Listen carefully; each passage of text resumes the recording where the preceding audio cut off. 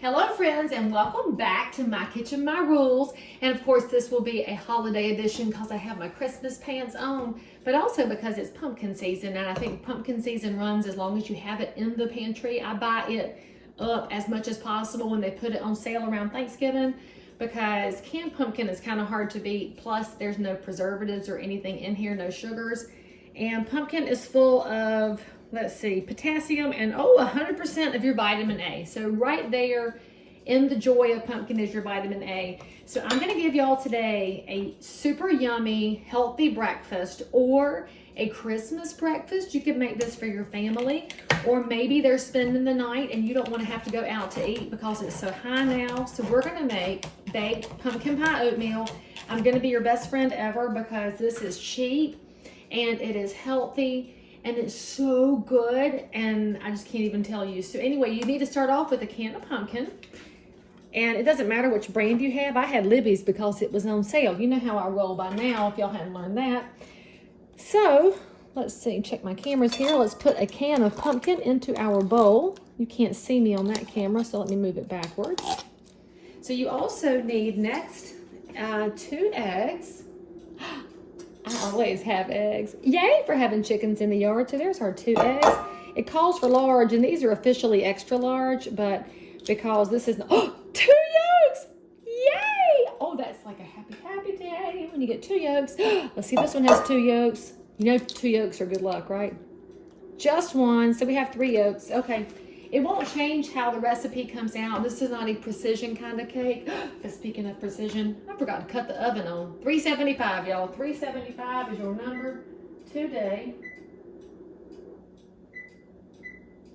All right, 375, 2 eggs. So as I was saying, if you do get double yolk, it won't hurt your recipe. Now we need a 1/2 cup of sugar. Oh, well, what kind of sugar, you ask? Oh, well, funny you should ask. We have Dixie Crystals, because what else would you ever put in a dessert? I mean, there's a reason they have been around since 1917. Thank you. And I'm pretty sure that if y'all leave me enough comments and hearts, this one will wind up in the Dixie Crystals cookbook next, because it's that good. I make it literally all the time. And by that I mean the actual use of the word literally, which means truthfully. So, and like it as written. But that was my closed bag, you know, for display. My full bag is right here.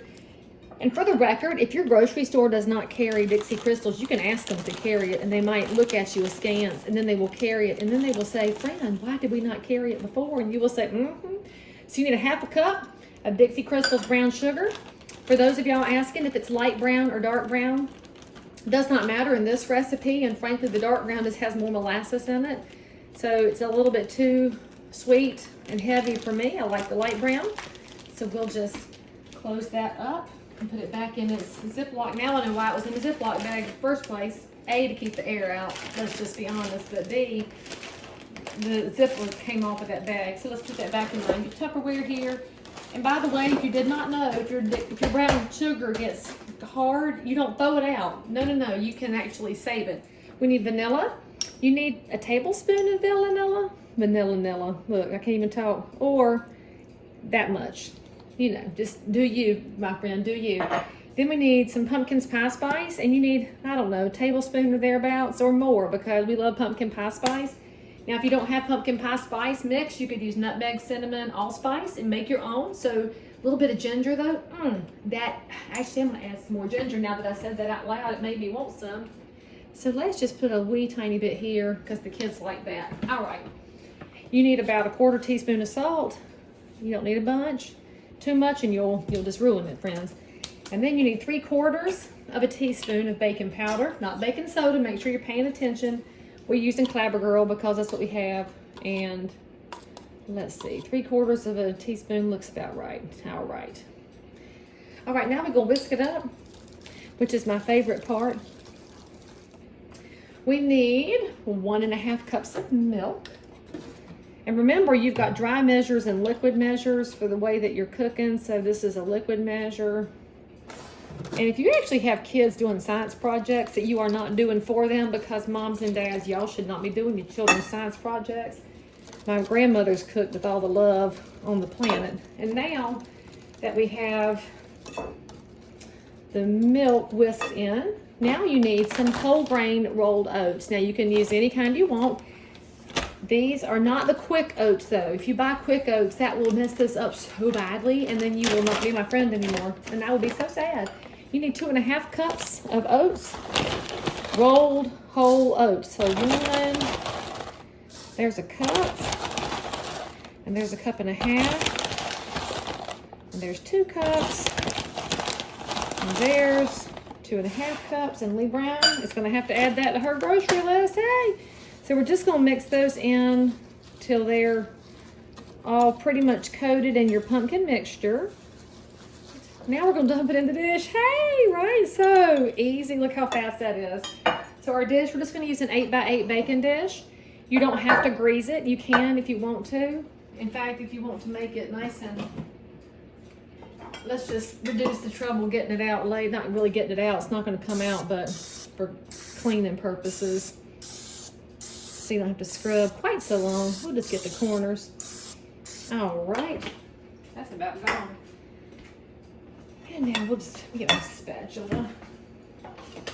You know how you cook sometimes and you had a good plan and you're just a little bit discombobulated. I think that is my day today, but it's all right because look how easy this is. So stinking easy.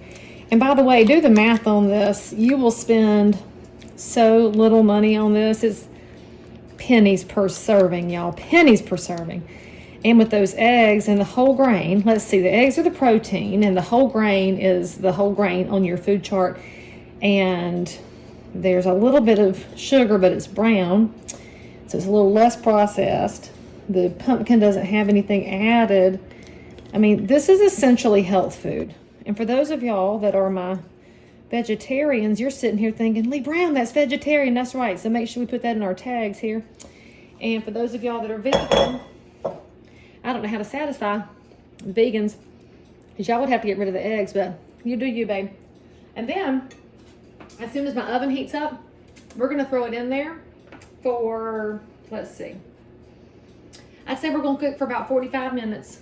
And then after 45 minutes, you'll check it. You got to check the center and make sure it's all the way set because depending on your oven, it can cook on the outsides and the center takes a little bit longer. So you're going to watch that. You still want it to be, it's going to set up a little bit after it comes out of the oven, but the edges will be turning a nice golden brown. So we'll see you in 45 minutes.